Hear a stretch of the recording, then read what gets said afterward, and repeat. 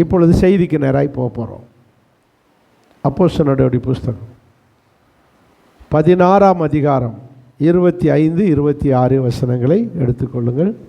அப்போஸ்தலர் நடவடிக்கை புஸ்தகம் 16ஆம் அதிகாரம் 25, 26 வசனம். நடு ராத்திரியிலே பவுலும் சீலாவும் ஜெபம் பண்ணி தேவனை துதித்து பாடினார்கள். காவலில் வைக்கப்பட்டவர்கள் அதை கேட்டுக்கொண்டிருந்தார்கள். கடிதியிலே சிறைச்சாலையின் அஸ்திவாரங்கள் அசையும்படியாக ஒரு பூமி எதிர்ச்சி வந்து மிகவும் அதிர்ந்தது. உடனே கதவுகள் எல்லாம் திறவுண்டது. எல்லாருடைய கட்டுகளும் கலண்டு விட்டன. நல்ல பிதாவே, இந்த வசனத்தை நாங்கள் தியானிக்க போகிறோம். கர்த்தர் எங்களோடு பேசுவீராக, எங்களோடு இடைப்படுவீராக. ஒருவரும் அந்த வண்ணமாய் போகாமல் விடுதலையோடு செல்லத்தக்க ஆண்டவரே, நீர் எங்களுக்கு உதவி செய்யும்படியாய் ஜெபிக்கிறோம். இயேசுவின் நாமத்தில் பிதாவே. எல்லாரும் சேர்ந்து ஒரு அல்லேலூயா சொல்லுவோம். உற்சாகமாக இருக்கிறவங்க மட்டும் சொல்லுங்கள். பரவாயில்ல, எல்லாரும் உற்சாகமாக இருக்கு. ஆண்டவர் நமக்கு இது வாக்குத்தத்தமாக தந்தார். போன வாரமே உங்களுக்கு சொன்னேன் இல்லையா? போன வாரம் வந்தவங்களுக்கு தெரியும். நம்முடைய ஆண்டவர் வாசல்களை திறந்து கட்டுகளை கலற்றுகிறவர். ஆமென். சிறைச்சாலையில் இருந்த பவுலுடைய சீலாவுடைய அந்த சிறைச்சாலை கதவை திறந்து அங்கிருந்த அவருடைய கட்டியிருந்த கட்டுகளை எல்லாம் கலன்று போக பண்ணின தேவன் நம்முடைய வாழ்க்கையிலும் இருக்கிற அடைக்கப்பட்ட வாசல்களை எல்லாம் கர்த்தர் திறந்து நம்முடைய கட்டுகளை எல்லாம் அவிழ்க்க போகிறார் இந்த மாதத்தில். அல்லேலூயா. சரி, எப்படி அவிழ்ப்பார் என்று 3 காரியம் சொன்னேன். 4 காரியம் எப்படி அவிழ்ப்பார். அப்போஸ்தலர் நடவடிக்கை இந்த வாக்குத்தத்தத்தின்படி 16:26 பூமி அதிர்ச்சியை கொடுத்து அந்த கதவுகளை எல்லாம் திறக்க வைத்தார். சரிதானா? பூமி அதிர்ச்சியை கொடுத்து. 5ஆம் அதிகாரம் அப்போஸ்தலர் நடவடிக்கை 5ஆம் அதிகாரம் 19ஆம் வசனத்தில் இதுபோல சிறைச்சாலையில் அடைக்கப்பட்டிருந்த பேதுருவை தன்னுடைய தூதனை அனுப்பி கதவை திறந்தார். எப்படி? தூதனை அனுப்பி, ராத்திரியிலே தூதனை அனுப்பி கதவுகளை எல்லாம் திறந்து வெளியே கொண்டு வந்தார். அப்போது பூமி அதிர்ச்சியின் மூலம் கதவுகள் திறந்தது. இப்போது தூதனை அனுப்பி கதவுகள் திறந்தது. 2 கொரிந்தியர் 2ஆம் அதிகாரம் 12ஆம் வசனத்திலே கர்த்தரே வந்து கதவுகளை திறக்கிறார். கடைசி வரியை பாருங்கள். கர்த்தராலே எனக்கு கதவுகள் திறக்க. சில நேரங்களிலே கர்த்தரே வந்து நம்முடைய கதவுகளை பூரா திறப்பார். கர்த்தர் எனக்கு பிஸியாக இருக்கேன் அப்படின்ட்டார்னு வச்சுக்கோங்க, தானாக திறக்க வைப்பார். வாசிங்க அப்போஸ்தலர் நடவடிக்கை 12ஆம் அதிகாரம் 10ஆம் வசனம். அப்போஸ்தலர் நடவடிக்கை 12ஆம் அதிகாரம் 10ஆம் வசனத்தில்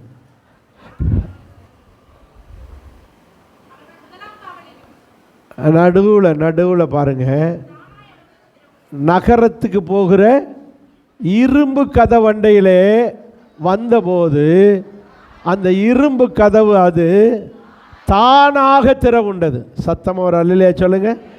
சாதா கதவு திறந்துட்டா கூட பரவாயில்ல, எந்த கதவு? இரும்பு கதவே தானாக திறக்குது.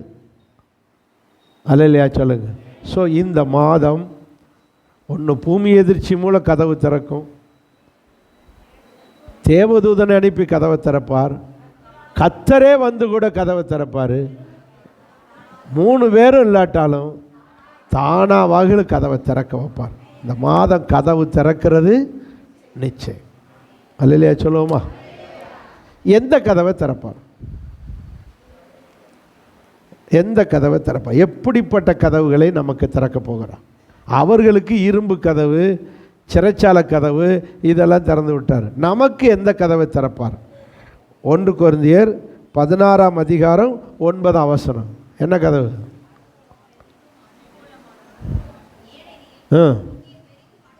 பெரிதும் அனுகூலமான கதவு எனக்கு திறக்கப்பட்டிருக்கு. அனுகூலமான கதவு. அனுகூலம் என்றால் என்னது? ஆப்பர்ச்சுனிட்டி. ஸோ நல்ல அனுகூலமான ஆப்பர்ச்சுனிட்டி ஆகிய அனுகூலமான கதவுகள் நமக்கு திறக்கப்படும். அல்லேலூயா சொல்லுவோமா? அனுகூலமான கதவு. தட் மீன்ஸ் என்னது? ஆப்பர்ச்சுனிட்டி. நல்ல ஆப்பர்ச்சுனிட்டிங்க. எனக்கு நல்ல சான்ஸ் கிடைச்சது. எனக்கு அதை மட்டும் அந்த நேரம் நான் எடுத்திருந்தேன்னா இன்றைக்கி எங்கேயோ போயிருப்பேன். ஆனால் அந்த ஆப்பர்ச்சுனிட்டியை மிஸ் பண்ணிட்டேன். நீங்கள் வேலைக்கு முயற்சி பண்ணுகிறீர்கள், உங்களுக்கு இந்த மாதத்திலே அனுகூலமான கதவு திறக்கும். எப்படி திறக்கும்? பூமி எதிர்ச்சி மூலம் திறக்கும், தூதனே வந்து திறப்பார், கர்த்தரே திறப்பார், தானாக திறக்கும். ஒருத்தரும் உங்களுக்கு சப்போர்ட் பண்ண வேண்டாம். தானாக உங்களுக்கு ஒரு வேலை வரும், தானாக ஒரு தொழில் துவங்க வாய்ப்பு வரும், தானாக கர்த்தர் செய்வார். ஸோ இப்படிப்பட்ட அனுகூலமான கதவு உங்களுக்கு தான் தெரியும். என்னென்ன பிரச்சனை? சில பிரச்சனையில் இருப்பீங்க, பிரச்சனையிலிருந்து விடுதலை வழி தெரியாமல் இருக்கும். கடனில் இருப்பீங்க, கடன் அடைக்க வழி தெரியாமல் இருக்கும். நோயில் இருப்பீங்க, தீரா நோயில், மாத்திரை சாப்பிட்டும் கேட்க மாட்டேங்குது, ஊசி போட்டும் கேட்கல. அது எல்லாம் குணமாக்குறதுக்கு ஒரு கதவை, வாசலை தானாக திறப்பார். கர்த்தர் அனுகூலமான காரியங்களை செய்வார். பிள்ளைகள் படிச்சிருக்குது, ரிசல்ட் வந்திருக்குது, எங்கே அட்மிஷன் போடணும்னு தெரியலை, கர்த்தர் கதவை திறப்பார். அனுகூலமான கதவு உங்களுக்கு திறக்கும். விசுவாசிங்க.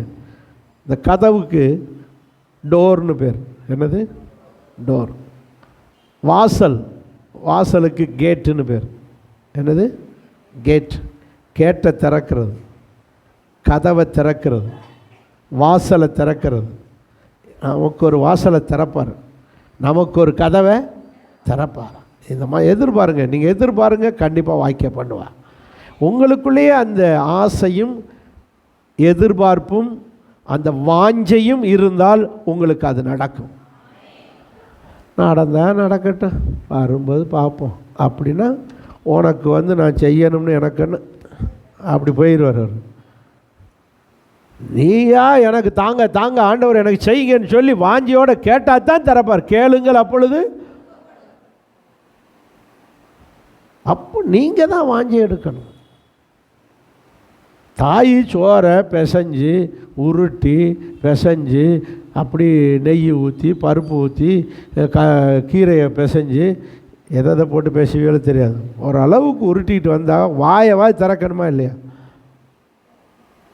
சொல்லுங்கள். நீங்கள் இதை ஊட்டுறவங்க தான் சொல்லணும். குழந்தை என்ன செய்யணும்? வாய் திறக்கணுமா இல்லையா? நீ வாயையும் திறக்க மாட்டேன்னா அப்போ சோறை பிசைஞ்சு உருட்டுனதுக்கு என்ன அர்த்தம் இருக்குது? அவர் என்ன செய்வார்? நீ திறக்கலைன்னா என் வாயை நானே போட்டுக்கிறேன்னு போட்டுக்கிறாரு. நீங்கள் தான் அப்படி தானே செய்தியா? பிள்ளை திறக்கலைன்னா என்ன செய்ய? உருட்டி உருட்டி தான் வயிற்றத்தை நிரப்பிக்கிட்டு இருக்க வேண்டியிருக்கும். அவர் கொண்டு வருவார். நீங்கள் வாயை திறந்து எனக்கு கொடுங்க ஆண்டவரை, எனக்கு செய்யுங்க ஆண்டவர், வாயை திறக்கலைன்னா முடிஞ்சுக்காது. ஆகவே கர்த்தர் அனுகூலமான கதவை திறக்க போகிறார். நீங்கள் தான் என்ன செய்ய வேண்டும்? அல்லேலூயா சொல்லுவோமா? ரெண்டாவது கதவு அப்போஸ்தலர் நடவடிக்கை புஸ்தகம் 14ஆம் அதிகாரம் 17வது வசனத்தை எப்படிப்பட்ட கதவை திறக்க போகிறார்?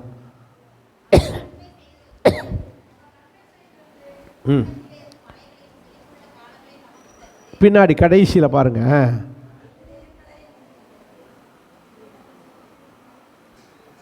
புறஜாதிகளுக்கு 14:27 17 வச்சிருக்காங்க.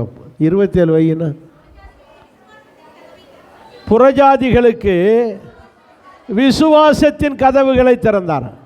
புறஜாதிகள் விசுவாசித்தா தான் ரட்சிக்கப்பட முடியும். நீங்களும் நானும் விசுவாசித்த பிறகுதான் அப்போ ஒரு கிறிஸ்தவனுக்கு விசுவாசம் என்பது கிறிஸ்தவ வாழ்க்கையிலே மிக மிக முக்கியம்.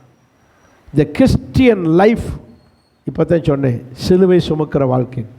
இன்னொரு பக்கத்தில் கிறிஸ்தவ வாழ்க்கை விசுவாச வாழ்க்கை. ஏன்னா நம்முடைய கிறிஸ்தவ வாழ்க்கை விசுவாசத்தில் தான் ஆரம்பிக்கிறது. தேவ பிள்ளையாய் மாறுவதை எதை கொண்டு தான்? விசுவாசத்தை கொண்டு. யோவான் 1:12 என்ன வாசிக்கிறோம்? யோவான் சுவிசேஷம் 1:12 அவர் மேல் விசுவாசம் உள்ளவராய் அவரை ஏற்றுக்கொண்டவர்கள் எத்தனை பேரோ அத்தனை பேரும் தேவனுடைய பிள்ளைகளாகும்படி. அப்போ அவருடைய பிள்ளைகளாகிறதுக்கு எது தேவைப்படுது? விசுவாசம். அப்போ விசுவாசம்தான் நம்மளை கடவுள் பிள்ளையாய் மாற்றியது. கடவுள் பிள்ளையாய் மாற்றினதுக்கு மட்டும் இல்லை, ஒவ்வொரு நாளும் கிறிஸ்துவின் அன்பையும் ஆசீர்வாதத்தையும் அனுபவிக்க எது தேவைப்படுது? விசுவாசம். அல்லேலூயா சொல்லுங்க. நல்ல ஆண்டோடைய ஆசீர்வாதங்களை பெற, அற்புதங்களை அனுபவிக்க நமக்கு எது தேவைப்படுது? விசுவாசம் இல்லாமல் எதையும் பெறவே முடியாது. விசுவாசம் இல்லாமல் எதையும் பெற முடியாது. ஸோ கிறிஸ்தவ வாழ்க்கை விசுவாசத்தில் துவங்கி விசுவாசத்தில் முடியுது. சாகு வரைக்கும் எது தேவை? விசுவாசம். ஒரு கிறிஸ்தவனுக்கு சாகு வரைக்கும் விசுவாசம் இருக்கணும். ஒரு மனுஷனுக்கு பிறந்ததுலேருந்து சாகு வரைக்கும் குடிக்கிற ஒரே பானம் மில்க். சொல்லுங்க, பால். பிறந்ததில் தாய்ப்பால்னு குடிக்கிறோம், சாகும்போது மாட்டுப்பாலை குடிக்கணும். தாய்ப்பாலில் ஆரம்பித்து மாட்டுப்பாலில் போய் முடியுது. மாட்டுப்பாலில் பொட்டி பால், பாக்கெட் பால், ஏதோ ஒரு பாலில் போய் முடியுது. ஆனால் சாகு வரைக்கும் எதை கொடுக்குறாங்க? பால். இதே போல தான் கிறிஸ்தவ வாழ்க்கை துவங்கினதிலிருந்து சாகு வரைக்கும் கிறிஸ்தவ வாழ்க்கைக்கு தேவை விசுவாசம்.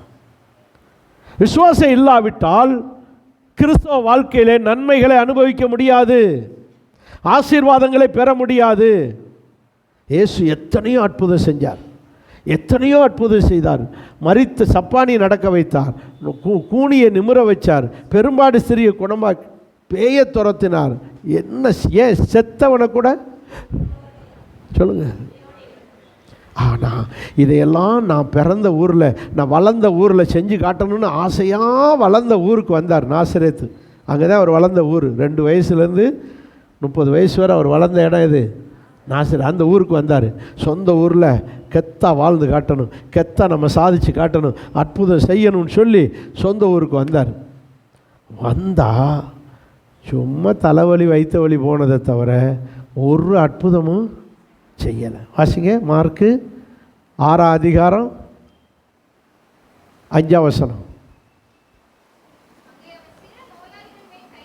அங்கே சில நோயாளிகள் மேல் கைகளை வைத்து, அந்த நோயாளிகள் காய்ச்சல், தலைவலி, வைத்த வலி, காலு வலி போனதை தவிர வேற பெரிய அற்புதங்கள் ஒன்றுமே செய்யவில்லை. ஏன்? அடுத்த வசனம், அவர்களுடைய அவிசுவாசம் தான். எது?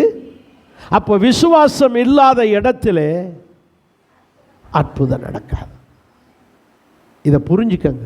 உங்கள் வாழ்க்கையில் அதே தான், என் வாழ்க்கையில் அதே தான்.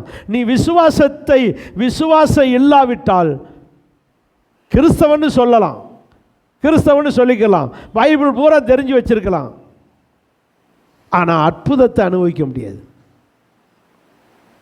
அற்புதத்தை அனுபவிக்க முடியாது. அற்புதத்தை அனுபவிக்கணும்னா நமக்கு என்ன தேவை?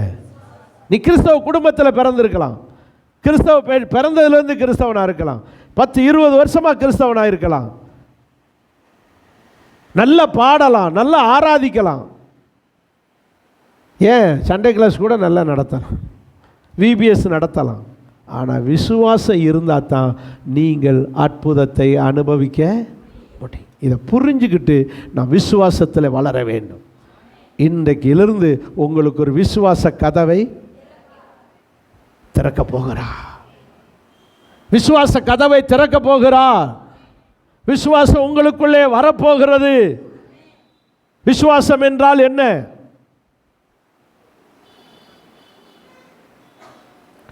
பார்க்க முடியாததை பார்க்கிறது, நம்ப முடியாததை நம்புறது.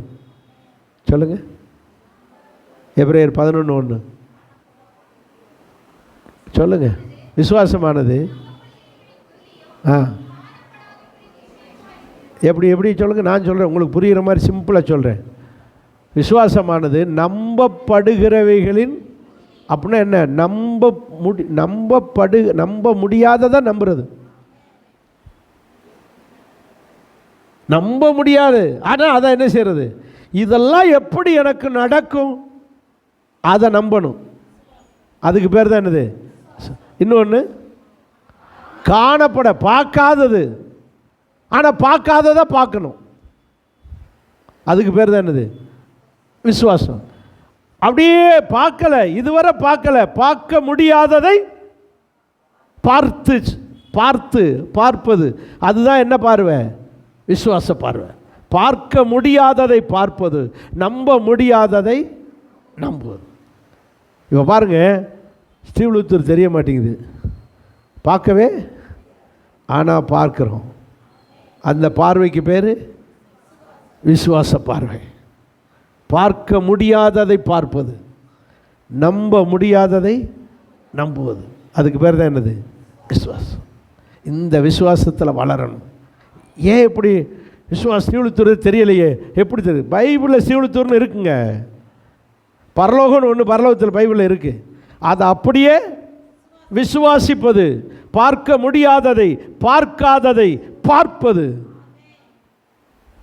அல்லேலூயா சொல்லுங்க பார்க்கலாம். இப்படிப்பட்ட விசுவாசத்திலே நாம் என்ன செய்ய வேண்டும்? வளர வேண்டும். இந்த மாதம் விசுவாச கதவுகள் உங்களுக்கு திறக்கும். அல்லேலூயா சொல்லுங்க எல்லாரும் சேர்ந்து. மற்றவங்க பார்வைக்கு இது முட்டாள்தனமாக இருக்கும், ஏமாத்துறது போல் இருக்கும், ஏமாளித்தனம் போல் இருக்கும். இல்லை, இதுக்கு பேர் தான் என்னது? விசுவாசம். விசுவாசம். ஒரு நூற்றுக்கு அதிபதி, பெரிய அதிகாரி, அவங்க வீட்டில் ஒருத்தன் வேலைக்காரன். அவங்க வீட்டில் இருக்கிற ஒரு வேலைக்காரனில் ஒருத்தனுக்கு என்ன வியாதி வந்துருச்சு? ஃபிக்ஸு வியாதி வந்துருச்சு. அவனை தூக்கிட்டு ஏசப்பாட்டை கொண்டு வந்து குணமாக்க சொல்லுவோன்னு எதிர்பார்த்தாங்க. ஆனால் இந்த நூற்றுக்கு அதிபதி என்ன செஞ்சார்னா, எப்படித்தான் இவர் குணமாக்குறாருக்கு வந்து பார்ப்போன்னு கொஞ்சம் வந்து வேடிக்கை பார்க்குறாரு. அவர் ஒவ்வொருத்தருக்கும் செய்கிற அற்புதத்தை பார்த்த உடனே இவர், ஐயோ நம்ம வேலைக்காரனை தூக்கிட்டு வந்திருந்தா நிச்சயமாக இவருக்கு என்ன ஆக்கி விட்டுருப்பார், குணமாக்கி இருப்பாரே, தூக்கிட்டு வராமல் வந்துட்டோமே அப்படின்னு கொஞ்சம் யோசித்துக்கிட்டு இருக்கிற நேரத்துக்குள்ளே அந்த ஏசப்பா இவர் பக்கம் திரும்பிட்டார். யார்கிட்ட? நூற்றுக்கு அதிபதி அந்த அதிகாரி பக்கம் திரும்பிட்டார். சார் என்ன விஷயம் சார், உங்களுக்கு என்னத்துக்கு ஜெபம் பண்ணணும் சார் அப்படின்னு கேட்குறாரு. அப்போ இவர் சொல்கிறாரு, ஐயா என்னுடைய வேலைக்காரன் வீட்டில் திமிர்வாதத்தினாலே ஃபிக்ஸ் வியாதியில் கஷ்டப்படுறான், அவனுக்காகத்தான் வந்து உங்கள்கிட்ட ஜெபம் பண்ணணும்னு வந்தேன் அப்படின்னு சொல்கிறான். அவனை தூக்கிட்டு வந்திருக்கணும், வராமல் போயிட்டேன். அப்போ இவர் அப்போ அப்படி தூக்கிட்டு வந்திருந்தா நான் நீங்கள் குணமாக்கியிருப்பிய. அதனால் ஒன்றும் இல்லை சார், நீங்கள் வீட்டுக்கு போங்க, இவங்களுக்கெல்லாம் ஜெபம் பண்ணி அனுப்பிட்டு நான் வந்து உங்களுக்கு என்ன செய்கிறேன், உங்கள் வேலைக்காரனை சுகமாக்கி விட்றேன் சார். அப்போ இவர் சொல்லுவார், ஐயோ நீங்கள் என் வீட்டுக்கு வர்றதுக்கே நான் தகுதி கிடையாது. நீங்கள் இங்கேருந்தே ஒரு வார்த்தை சொல்லுங்களேன், என் வேலைக்காரன் என்ன செஞ்சிருவான். அவன் என்னை தொடணும்னு சொல்லிக்கிட்டு இருக்கிற நேரத்தில் இவர் சொல்கிறான், இந்த நூற்றுக்கு அதிபதி, நீங்கள் இங்கேருந்தே சொல்லுங்கள் என் வேலைக்காரன். இதுக்கு பெயர் தான் விசுவாசம். இதுக்கு பேர் தான் விசுவாசம். நீங்கள் வந்து என் வேலைக்காரனை பார்த்து என்ன வியாதின்னு அறிஞ்சு அவன் மேலே உங்கள் கையை வச்சு நீங்கள் சுகமாக்கிறதை விட இங்கேருந்து நீங்கள் சொன்னாலே என் வேலைக்காரன் சுகமாவன், இங்கேருந்து நீங்கள் சொல்கிற வார்த்தைக்கு அங்கே குணமாகும்னு நம்புகிறான் பாருங்க, அதுக்கு பேர் தான் விசுவாசம். இப்படித்தான் விசுவாசிக்கணும். அல்லேலூயா சொல்லுங்க. நம்மளை நம்ப முடியாததை நம்புறது, காணக்கூடாததை பார்ப்பது, பார்க்காததை பார்க்கணும், பார்க்க முடியாததை பார்க்கணும். அந்த பார்வைக்கு பேர் தான் விசுவாசம். இந்த விசுவாசத்திலே நீங்கள் வளர்ந்து பழகுங்கள். இந்த மாதத்திலிருந்து உங்களுக்கு ஒரு கதவு திறக்கும். அல்லேலூயா சொல்லுங்க பார்க்கலாம்.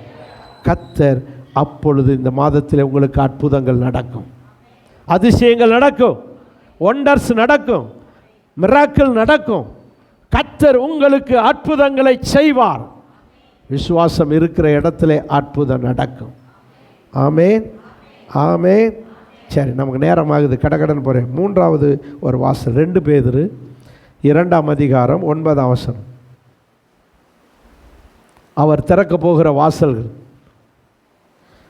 1 அனுகூல வாசல், அனுகூல கதவு; 2வது விசுவாச கதவு; 3வது சோதனைக்கு தப்பும் கதவு, சோதனையிலிருந்து காப்பாற்றி விடுகிற கதவு.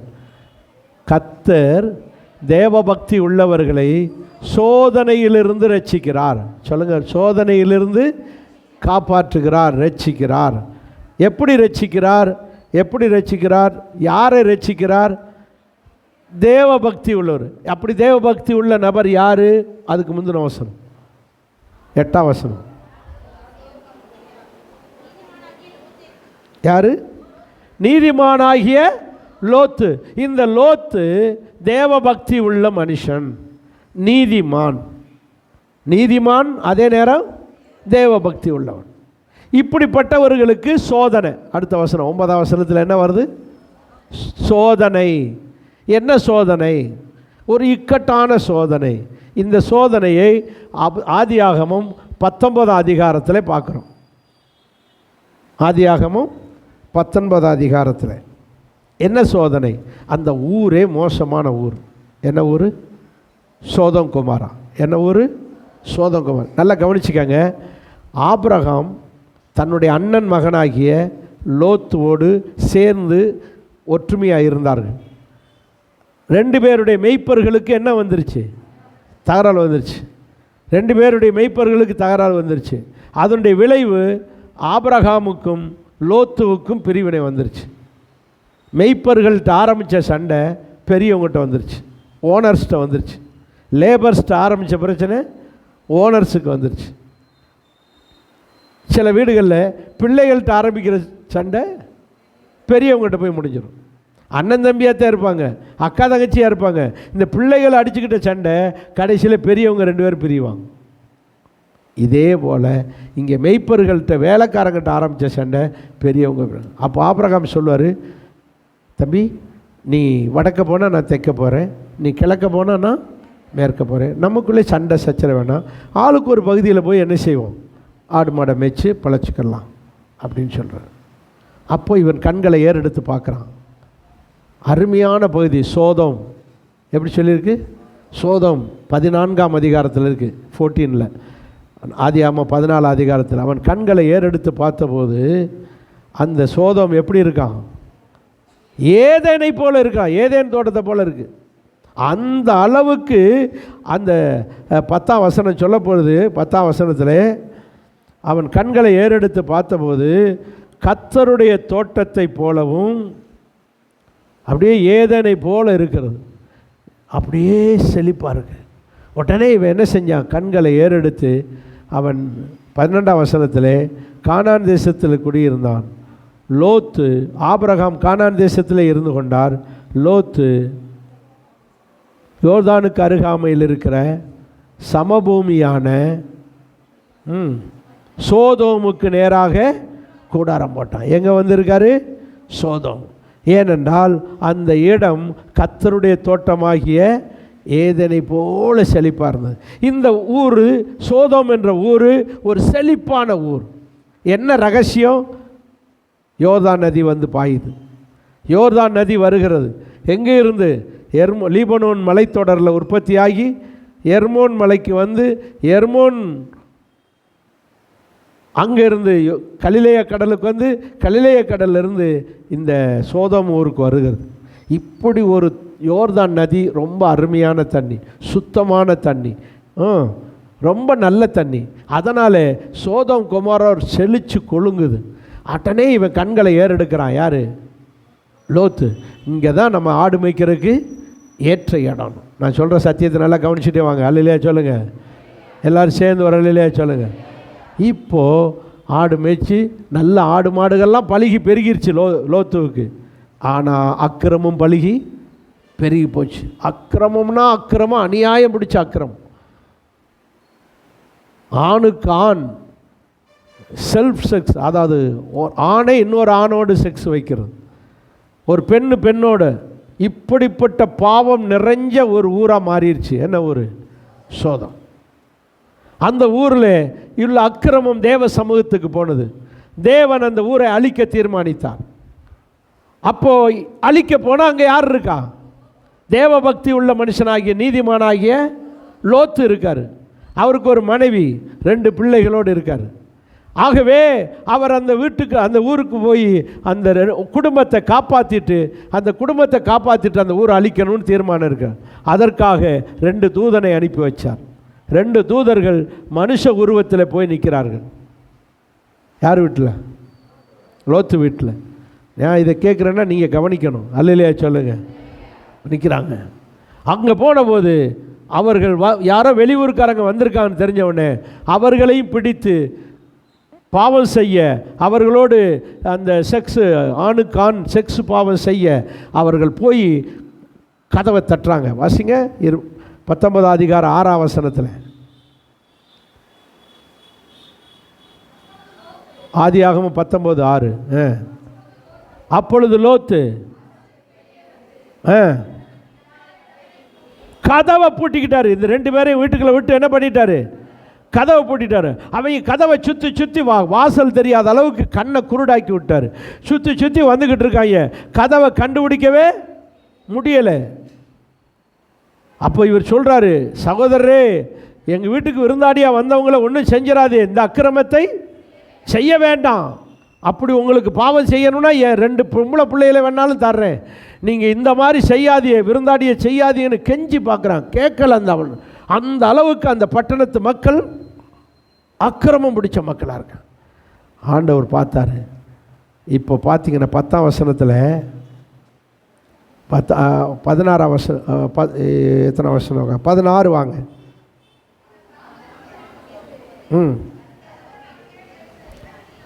கதவை திறந்து என்ன செய்கிறாரு?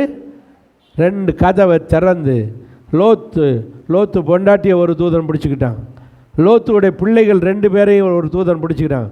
கையை பிடிச்சி 2 பேரையும் 4 பேரையும் இழுத்து கொண்டு போய் பட்டணத்துக்கு வெளியே விட்டார். இப்பொழுது அந்த கதவு திறக்கப்பட்டது. கதவு திறக்கப்பட்டது. திறந்து இந்த குடும்பத்தை, நீதிமானாகிய தேவபக்தி உள்ள மனுஷனாகிய லோத்து குடும்பத்தை தப்புவிக்க கதவு திறந்தது. சத்தமாக ஒரு அல்லேலூயா சொல்லுவோமா? ஸோ தப்புவிக்கிற கதவு சொல்லுங்க. தப்புவிக்கிற கதவு. யாரை தப்புவிக்கிறார்? நீதிமானாகிய தேவபக்தி உள்ள மனுஷனாகிய லோத்துவை தப்புவிக்க கதவை திறந்து வெளியே கொண்டு வந்தார். சத்தமாக ஒரு அல்லேலூயா சொல்லுவோமா? ஸோ நீங்களும் நானும் நீதிமானாய் வாழ்ந்தால் அல்லது தேவபக்தி உள்ளவர்களாய் வாழ்ந்தால், நம்மளையும் என்ன பிரச்சனையில் சிக்கி கிடந்தாலும் நம்மளையும் தப்புவிக்க கதவு. எப்படியோ தெரியலை பாஸ்டர், விவரம் தெரியாமல் கடனை வாங்கிட்டேன், வட்டிக்கு வாங்கிட்டேன், டெய்லி வட்டிக்கு வாங்கிட்டேன், நான் இப்படி வட்டிக்கு வாங்கிட்டேன், நான் இப்படி என்ன செய்கிறேனே தெரியலை, இப்படி விவரம் தெரியாமல் கடனில் சிக்கிக்கிட்டேன், இப்போ கட்டின வீடையே விற்கிற நிலைமையாக இருக்குது, எனக்கு என்ன செய்கிறேனே தெரியலை, இப்படி இப்படி இப்படி ஒரு இக்கட்டான நிலைமை, என்னன்னே தெரில, என்ன சாப்பிட்டேன்னு தெரில, இப்படி ஒரு வியாதி வந்துருச்சு, எனக்கு என்னன்னு தெரியல, இந்த வியாதியிலிருந்து எப்படி குணமாகிறேனே வழி தெரில. நீங்கள் தேவபக்தி உள்ளவர்களாயிருந்தால், நீங்கள் நீதிமானாயிருந்தால், உங்களையும் இப்படிப்பட்ட இக்கட்டான நிலைமையிலிருந்து தப்புவிக்க சொல்லுங்க கதவு திறக்கும். தப்புவிக்கிற கதவு திறக்கும். விசுவாசிக்கிறீர்களா? உங்களுக்கு ஒரு வாசலை திறப்பார். நீங்கள் அறியாமல், விவரம் தெரியாமல், கடனுடைய அருமை தெரியாமல், வட்டியினுடைய அருமை தெரியாமல், வியாதியினுடைய அருமை தெரியாமல் சிக்கி கொண்டது உண்மை. பிரச்சனையின் அருமை தெரியாமல் போய் மாட்டிக்கொண்டது உண்மை. ஜாமீன் கையெழுத்து போட்டு சிக்கி கொண்டது உண்மை. நீங்கள் அந்த தப்பு செய்யலை, நீங்கள் வாங்கி அனுபவிக்கலை, நீங்கள் ஜாமீன் கையெழுத்து போட்டதினால் உங்களுக்கு ஏற்பட்ட இக்கட்டுகள், நெருக்கங்கள் உண்மை. நீங்கள் தேவபக்தி உள்ளவர்களாயிருந்தால், நீங்கள் நீதிமானாயிருந்தால், உங்களை தப்புவிக்க வல்லவர். லோத்தை தப்புவிக்க விரும்பின தெய்வம் உங்களை இன்றைக்கு தப்புவிக்க விரும்புகிறார். இந்த மாதம் உங்களை தப்புவிக்கிற மாதம். ஆமென், ஆமென். விசுவாசிக்கிறவனுக்கு எப்படி தப்புவித்தார் தெரியுமா? லோத்தை எப்படி தப்புவித்தார் தெரியுமா? கையை பிடிச்சி கூட்டு வந்து வாசல் வரை வந்து, பட்டணத்து வாசல் வரை வந்து சொல்லிட்டு அந்த ஊரை எப்படி அழிச்சார் தெரியுமா? பைபிளில் சொல்லப்பட்டிருக்கிறது. அதாவது அதாவது ஸ்கை, ஆகாயத்திலிருந்து ஒரு கல், பெரிய எரிகள். நீங்கள் இப்போவும் பாருங்கள், வானத்தில் கல் வந்து விழுக போகுது, ஒரு பெரிய அப்படின்னு சொல்லுவாங்க நாசா விஞ்ஞானிகள். இதெல்லாம் என்னென்னு கேட்டால், காற்று இல்லாத மண்டலம், காற்று மண்டலம். பூமிக்கு மேலே என்ன இருக்குது? காற்று மண்டலம் இருக்குது. அது ஒரு குறிப்பிட்ட அளவு தான் காற்று இருக்கும், ஆக்சிஜன், சுவாசிக்கிற காற்று. அதுக்கு அங்கிட்டு என்ன கிடையாது, காற்றே இல்லாத ஒரு இடம். நீங்கள் பார்க்குற சார், அந்த காற்றே இல்லாத மண்டலத்திலே அநேக கற்கள் உலாவுகிறது. பெரிய பெரிய மலைகள் போன்ற இந்த சஞ்சீவி மலை போன்ற பெரிய பெரிய கல்லுகள், பெரிய மலைகள் போன்ற கல்லுகள் அப்படியே ஆகாயத்தில் காற்று இல்லாதனால அப்படியே மிதந்துக்கிட்டு தெரியும். எங்கே? காற்று இல்லாத மண்டலத்தில், ஆகாயத்தில். இதில் ஒன்று அனுப்பி விட்டார். யாரை அழிக்க? சோதம் குமாரை அழிக்க ஒரு கல்லை அனுப்பி விட்டார். அது ஸ்வயங்குன்னு கரெக்டாக வரும்போது காற்று மண்டலத்துக்குள்ளே வரும்போது உராய்வு ஏற்படும். என்ன ஏற்படும்?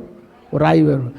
இதே போல் தான் இன்றைக்கி நம்ம ராக்கெட் அனுப்புகிறாங்களே, இந்த ராக்கெட்டு காற்று மண்டலத்திலேருந்து காற்று இல்லாத மண்டலத்துக்குள்ளே அந்த பகுதிக்குள்ளே போகும்போது உராய்வு ஏற்படும். அது உராய்வு ஏற்பட்டாலும் தீப்பிடிக்காத அளவுக்கு அந்த ராக்கெட்டை வடிவமைத்திருப்பார்கள். அந்த தீப்பிடிக்க அந்த மாதிரி அந்த கல் காற்று மண்டலத்துக்குள்ளே வரும்போது உராய்வு ஏற்பட்டு அப்படி என்ன செஞ்சிடும்? தீப்பிடிச்சிடும். அப்படி தீப்பிடிச்சு ஒரு பெரிய தீ பிளம்பு வானத்தில் வந்துக்கிட்டே இருக்கு. அதான் அந்த மலை, அந்த கல் எரிஞ்சு வருது. அப்படியே வந்து கரெக்டாக எங்கே விழுகுது? சோதம் மேலே விழுகுது. விழுந்து அப்படியே அந்த பட்டணமே செத்து மடியுது. ஒருத்தன் கூட உயிர் தப்பலை. அது விழுந்த இடம் இன்னைக்கு சவக்கடல். அது விழுந்த இடம் தான் சவக்கடல். அது வரைக்கும் சவக்கடல்லே ஒன்று கிடையாது, சவக்கடல்லே கிடையாது. அந்த கல் விழுந்த இடம்தான் சவக்கடல். அந்த கல் உப்பு படிந்த கல். அதனால தான் அங்கே அந்த கடல் எப்படி தண்ணியாக இருக்கு? உப்பு தண்ணி. அது உப்பு தன்மை அதிகமாக இருக்க, டென்சிட்டி அதிகமாக இருப்பதனால் அதில் யார் அங்கே இருக்கிற உயிரினங்கள் பூரா செத்து போச்சு. அந்த கடலில் இருக்கிற உயிரினம் பூரா செத்து போச்சு. நீங்கள் போய் சாகணும்னு போய் விழுந்தாலும் சாக மாட்டோம். ஏன்னா நம்மளை அப்படியே மிதக்க வச்சிடும். அதான் என்ன கடல்? உப்பு கடல். அதுக்கு இன்னொரு பேர் சவக்கடல். சவக்கடல்ன்றது சரியான வார்த்தை இல்லை, சாவாக்கடல். ஏன்னா அதுக்குள்ளே போனால் யாருமே என்ன செய்ய மாட்டாங்க? சாக மாட்டாங்க. அந்த இடம் சோதம் குமாரா அழிஞ்சு போய் சவக்கடலாக மாறி போனது. சோதம் குமார பட்டணமே அழிந்து போய் அந்த இடம் எதா மாறிடுச்சு? சவக்கடலாக மாறிடுச்சு, சவாக்கடல். இப்படி அந்த ஊரே அழிஞ்சாலும் ஒரு குடும்பம் பாதுகாக்கப்படுகிறது. யார்? ஏன்? நீதிமான், தேவ பக்தி உள்ளவன். தேவ பக்தி உள்ளவர்களை என் தேவன் தப்பித்து செல்ல ஒரு வாசலை திறப்பா. நீங்கள் தேவ பக்தியாக இருங்கள், நீதிமானாக இருங்கள். உங்களுக்கு எவ்வளோ பெரிய ஆபத்து வந்தாலும், ஊருக்கே ஆபத்து வந்தாலும், உங்கள் குடும்பத்துக்கே ஆபத்து வந்தாலும், உங்களை மட்டும் தப்புவிக்க என் ஆண்டவர் உண்மை உள்ளவராக இருக்கிறார். விசுவாசிக்கிறீர்களா? விசுவாசிக்கிறீர்களா? என் தேவன் தப்புவிக்கிற கதவை திறப்பா. தேவ பக்தி உள்ளவர்களை சோதனையிலிருந்து, ஆபத்திலிருந்து, கஷ்டத்திலிருந்து தப்புவிக்க கதவை திறப்பார். 4வது கதவு வாசியுங்கள். சங்கீதம் 78 23 24.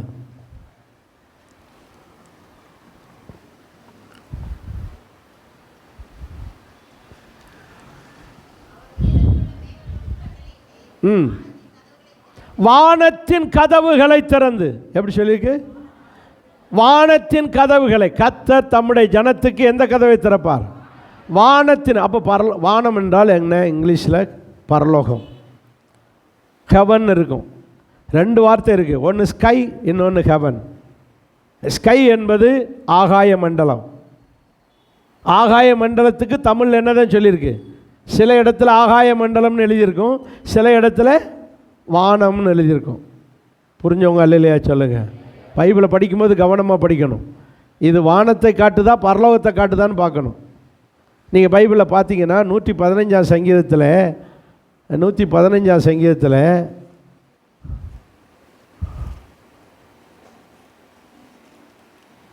16 வசனம் இல்லை, வாசிங்க.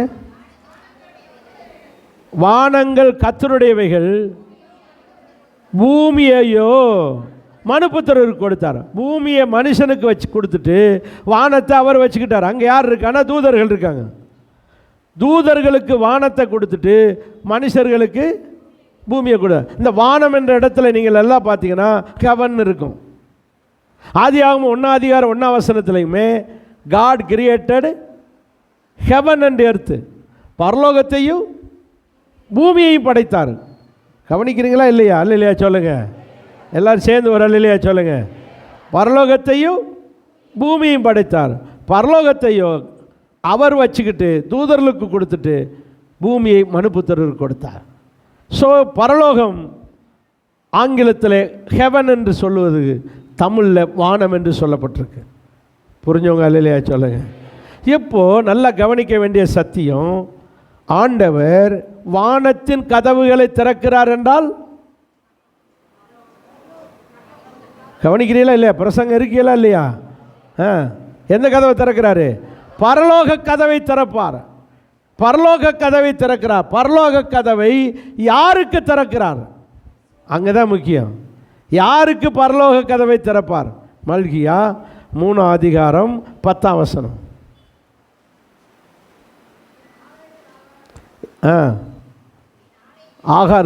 ஆகாரம் உண்டாயிருக்கும்படி தசம பாகங்களை பண்டகசாலை கொண்டு வாருங்கள், அப்பொழுது நான் வானத்தின் கதவுகளை திறந்து. சத்தமாக ஒரு அல்லேலூயா சொல்லுங்க. இடங்கொள்ளாமல் போக மட்டும் உங்களை ஆசீர்வதிக்கிறோன்னா இல்லையா என்று என்னை சோதித்து. அப்போ யாருக்கு கதவை திறப்பார்? வானத்தின் கதவை திறப்பார்.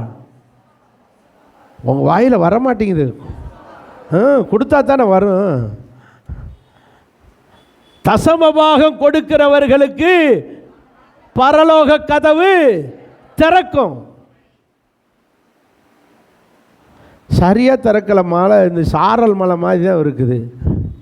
அப்போ நீ கொஞ்சமாக கொடுக்குறாயின்னு அர்த்தம். நீ கரெக்டாக தசமாக கொடுத்து பாரு, வானத்தை ஒழுங்காக திறப்பார். வானத்தின் கதவு, பரலோக கதவு திறக்கும்.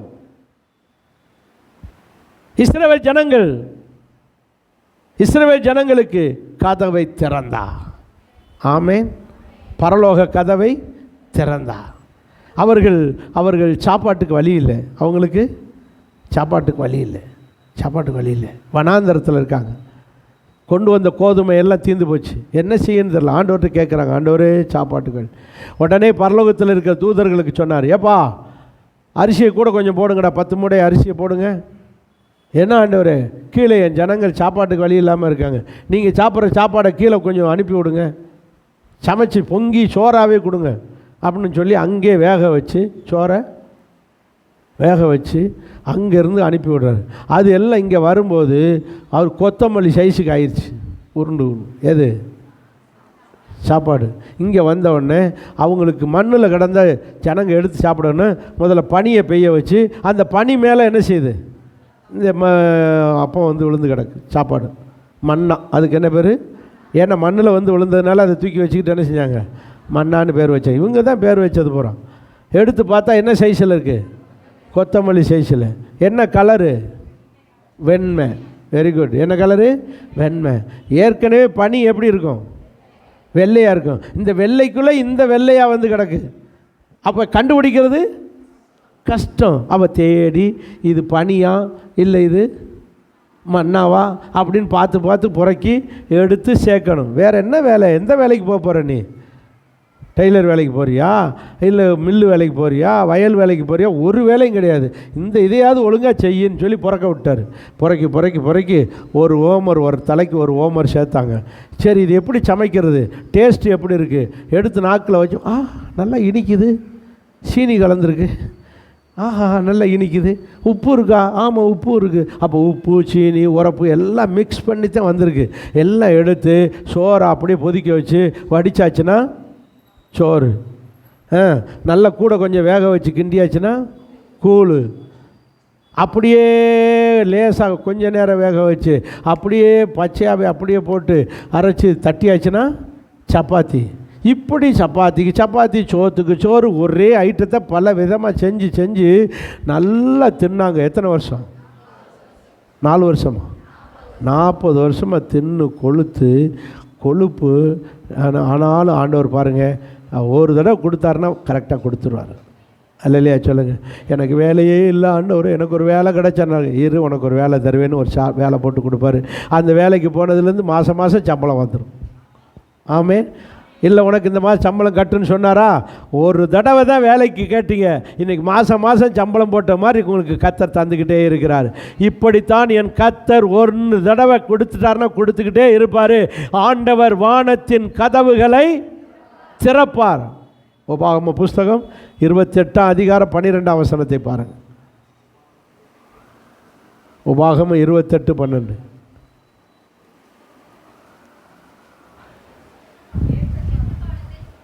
ஏற்ற காலத்தில் உன் தேசத்தில் மழை பெய்யவும், நீ கையிட்டு செய்கிற வேலைகளை எல்லாம் ஆசீர்வதிக்கவும், தம்முடைய நல்ல பொக்கிஷ சாலையாகிய வானத்தை திறப்பார். யாருக்கு திறப்பார்?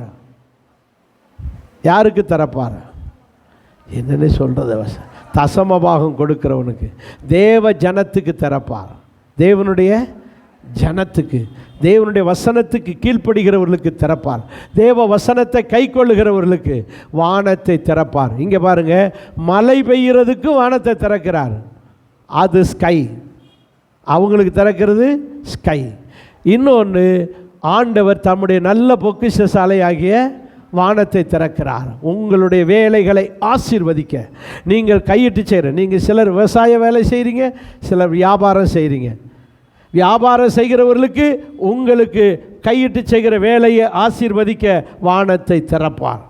விவசாயம் செய்கிறவர்களுக்கு உங்கள் விவசாய நல்ல விளைச்சலை கொடுக்க உங்களுக்கு வானத்தை திறப்பார். இந்த மாதம் வானத்தை திறக்கிற மாதம். சத்தமா இல்லையா சொல்லுவோமா? என்னென்ன வாசலை திறப்பார்? அனுகூலமான வாசலை திறப்பார், விசுவாச வாசலை கதவை திறப்பார், சோதனையிலிருந்து தப்பிக்கிற கதவை திறப்பார், வானத்தின் கதவுகளை திறப்பார். சரி, அவர் திறக்கணும்னா நம்ம என்ன செய்யணும்? போன வாரம் தான் சொன்னேன். நம்ம என்ன செய்யணும்? 16:25 அப்போஸ்தலர் நடவடிக்கை 16:25. நடுராத்திரியிலே சொல்லுங்க, நடுராத்திரியிலே பவுலும் சீலாவும் ஜெபம் பண்ணி தேவனை துதித்து, அப்போ இந்த மூணையும் நம்ம செஞ்சா அவர் வாசல்களை என்னென்ன செய்யணும்? நேத்தானே சொன்னேன் போன வாரம். பிபிஎஸ் என்ன சொன்னேன்? PBS, prayer, pricing, singing. Prayer, pricing, singing. ஜெபிக்கணும். எப்படி ஜெபிக்கணும்? எப்படி ஜெபிக்கணும்? எப்படி ஜெபிக்கணும்? முழங்காலில் நிற்கணும். சொல்லுங்கள், முழங்காலில் கேட்கணும், விண்ணப்பம் பண்ணுவது, தன் தேவைகளை சொல்லுவது. ஆண்டவரே என் பிள்ளைக்கு உதவி செய்யுங்கப்பா என்று கேட்கணும். எப்போ கேட்கணும்? எப்போ கேட்டாங்க அவங்க? ஸோ இன்னைக்கிலிருந்து நடுராத்திரில் முழங்காலில் நின்று கேட்க பாருங்க, உங்களுக்கு ஒரு வாசல் திறக்கும். திறக்கலையா? காத்த பூமி அதிர்ச்சி மூலமாவது திறக்கும். தூதனை அனுப்பினாலும் திறக்கும். கர்த்தரே வந்து திறப்பார். தானாவது திறக்கும். உங்களுக்கு ஒரு கதவு திறக்கும். எப்போ ஜெபிக்கணும்? நடுராத்தில் ஜெபிச்சு பாருங்க, உங்கள் கதவு. இதுவரைக்கும் நீங்கள் அப்படி ஜெபிச்சு பழகலையில், இன்னைக்கு செய்ய ஆரம்பிங்க. அப்படி ஜெபிச்சு சுகம் பெற்ற ஒரு சகோதரி இருக்காங்க, டீச்சர். தெரியுமா உங்களுக்கு? கால் வலியினாலே நடக்க முடியாமல் கிடந்தாங்க. அந்த பின்னாடி இருக்காங்க, பாக்கியம் டீச்சர். சில வருஷத்துக்கு முன்னாடி அவங்க இப்படி தான் கிடந்தாங்க. அவங்க தான் இருக்காங்க பின்னாடி, அவங்களே சாட்சி சொல்லுவாங்க. கால் வலியில் ரொம்ப கஷ்டப்பட்டாங்க. யாரும் போய் ஜெபிக்கலை, எந்த ஊழியக்காரனும் போல. அவங்களா நடுராத்திரியில் ஜெபிக்க ஆரம்பித்தாங்க. கர்த்தர் அற்புத சுகத்தை கொடுத்தார். நீ வேணால் போகல, அவங்கள பார்த்து கேட்டுட்டு போங்க. இப்போ மைக்கு கொடுத்தா சாட்சி சொல்லுவாங்க. என்ன டீச்சர்? அவங்கள்ட்ட கேட்டு கையை தூக்குறாங்க. நான் பொய் கதை இல்லை, ஒன்று பக்கத்தில் வச்சுக்கிட்டு தான் சொல்கிறேன். நடுராத்திரில் அவங்களா ஜெபம் பண்ணி தான் சுகத்தை வாங்கினாங்க. உங்களுக்கும் ஒரு கதவை. நடுராத்திரி ஜெபம் சாதாரண ஜெபம் இல்லை.